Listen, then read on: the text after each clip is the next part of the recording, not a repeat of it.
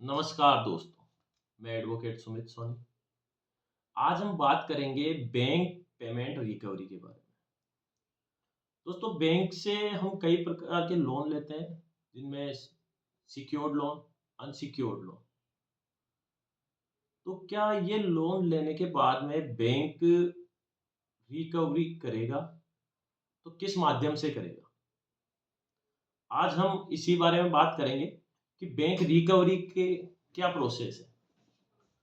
दोस्तों, सबसे पहले बात करेंगे आज से कई साल पहले बैंक को रिकवरी करने के लिए सिविल सूट फाइल करना होता था।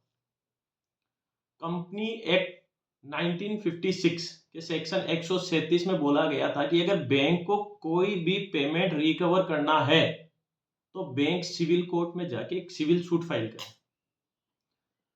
जब भी बैंक सिविल सूट फाइल करती थी तो पेमेंट आने में मिनिमम 4 साल, 5 साल और कई बार तो 7-8 साल की प्रोसेस हो जाती थी, जिसके कारण बैंक को बहुत ज़्यादा लॉस फेस करना पड़ता था।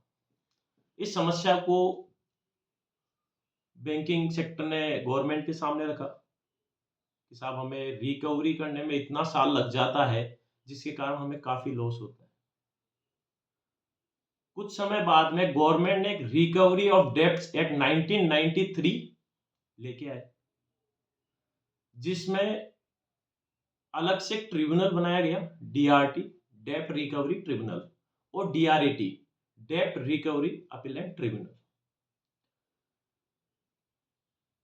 इस ट्रिब्यूनल के अंदर बैंक को 180 दिन के अंदर अंदर पेमेंट की रिकवरी मिल जाती थी, क्योंकि इन कोर्टों को एक टाइम पीरियड दिया हुआ था कि बैंक की रिकवरी विद इन 180 डेज, मतलब 6 मंथ के अंदर अंदर रिकवरी करवाई जाए।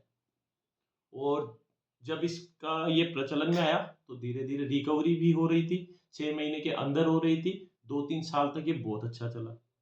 लेकिन जैसे जैसे समय बीतता गया, केसों की संख्या भी बढ़ती गई। अब धीरे धीरे ये भी 180 डेज से बढ़कर के 2 साल 3 साल पे जाने लग गया। फाइनेंशियल इंस्टीट्यूट, बैंकों के सामने फिर से एक समस्या आने लग गई कि हमें वापस से 2 साल 3 साल का टाइम लगने लग गया। तब गवर्नमेंट ने सरफेसी एक्ट 2022 लेके आई।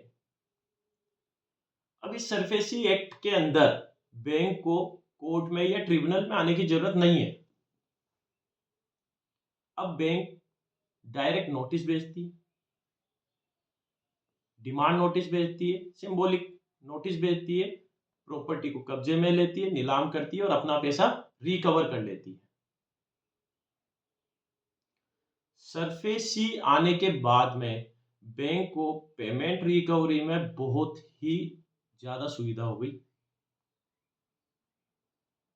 अब सरफेसी की जो प्रोसेस है वो थोड़ी लेंथी है, लेकिन कोर्ट से छोटी है, इसलिए बैंकों को ज्यादा सहूलियत सरफेसी में होने लगी और सरफेसी से रिकवरी आसानी से होने लगी।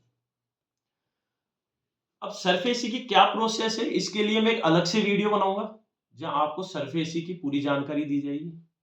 तब तक के लिए धन्यवाद। हमारे चैनल को लाइक कीजिए, सब्सक्राइब कीजिए, शेयर कीजिए।